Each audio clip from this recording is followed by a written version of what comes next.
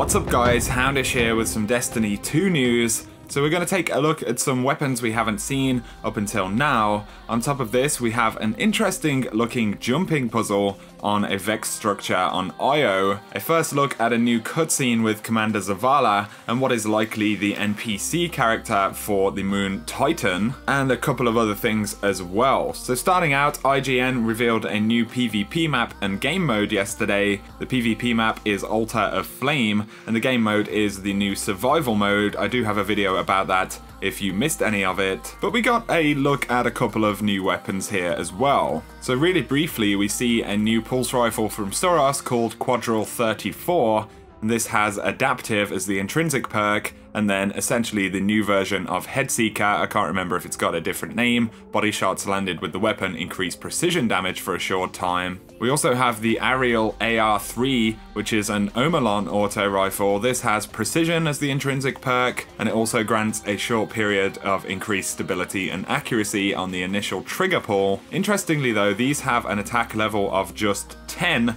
whether this is remotely significant or whether Bungie are just putting random numbers on these for these particular playtests, it isn't entirely clear just yet. But we also see the Canobus or Cannabis PR2 pulse rifle from Omelon, and this is, I believe, a different archetype to the Nurgle pulse rifle that we had in the beta. This one has lightweight and essentially the new version of Zen Moment right there. Perhaps the most interesting, we get a first look at a Hake weapon, and this is a pulse rifle right here called Naimon C, and this is the high impact type, and it comes with a perk that automatically reloads a portion of the magazine when the wielder is critically wounded. Pretty cool looking Hake pulse rifle. Interestingly, it doesn't appear to be a 4-round burst anymore like it was in Destiny 1, so it should be 3 rounds per burst like the other pulse rifles in the game. We can also see a series of icons right there for what I believe are some of the kind of worn looking weapons. I think the one on the left is Scathelocke, and then we have the pulse rifle and scout rifle variants there, as well as a Hake sidearm and a Hake hand cannon. So pretty cool either way. Just a quick look at a couple of new weapons, and you also get plenty of gameplay. Again, I will link that in the description if you missed any of it.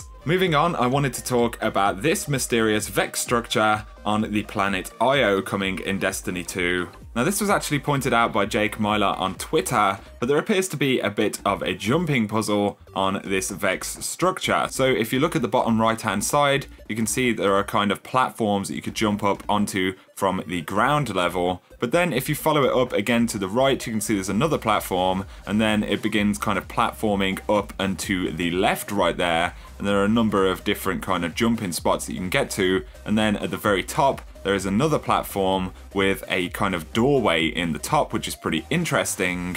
But then if you follow the opening in the top and look down inside of the structure, you can see there are kind of more jumping platforms going back down on the inside. So this may be something worth just tucking away in your memory until you're on Io and you see this structure once again. You can see that right in the middle down below, there is kind of a doorway, and I believe this is going to lead down to the area you can see on screen right now. We've also seen a couple of little bits of gameplay in this space as well. And interestingly, there is some concept art that looks like it could be in the same place. I mentioned the other day that there was a leaked Vex cinematic from a few months back that was supposed to be a DLC for Destiny 1, and it actually looks like it could be taking place in the same location. You've got very similar structures kind of in the background right there. Either way, very interesting stuff. Moving on, we have a new sneak peek at a cutscene with Zavala in Destiny 2, and this was leaked from San Diego Comic-Con. And credit to this goes to Downhillduff, who actually uploaded this footage to YouTube.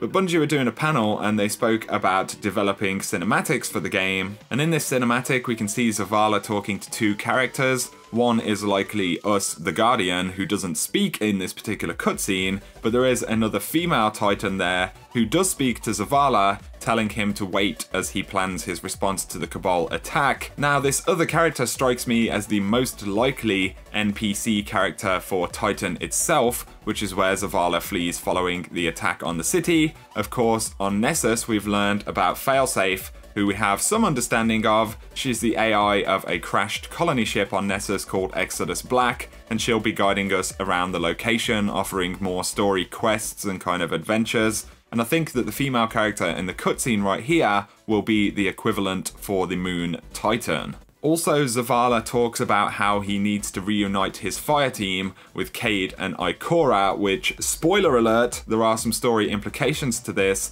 It kind of suggests that Titan will be one of the early locations in the game, most likely will be the location that we visit after the European Dead Zone, because we'll be sent there to begin the quest to reunite the Vanguard. So definitely some very interesting stuff in there. I think we've got our first hint at who our NPC character will be, as well as a couple of story teasers right there.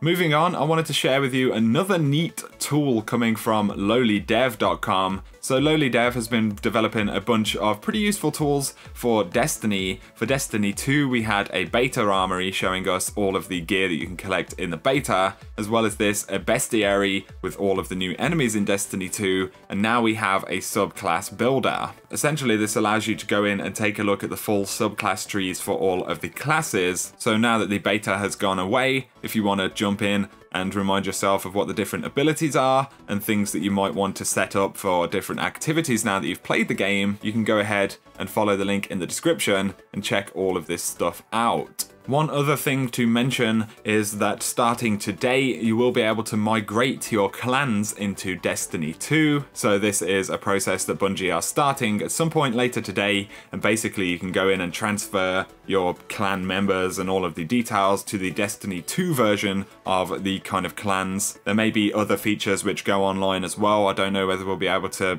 work on clan banners, how any of that stuff is going to happen, but that process will begin later today, so definitely stay tuned for that. For now though, that about sums up this video though, guys. I hope you have enjoyed it. I'd be curious to hear any of your thoughts in the comment section. If you did enjoy the video though, a like is very much appreciated. And if you want to save 10% on Control Freak products, including all of the new Destiny 2 gear, then follow the link in the description or use code Houndish and you'll save yourself a few bucks. It really helps me out here on the channel as well. Anyway, thanks a lot for watching, guys. I appreciate it as always, and whatever you get up to, have an awesome day.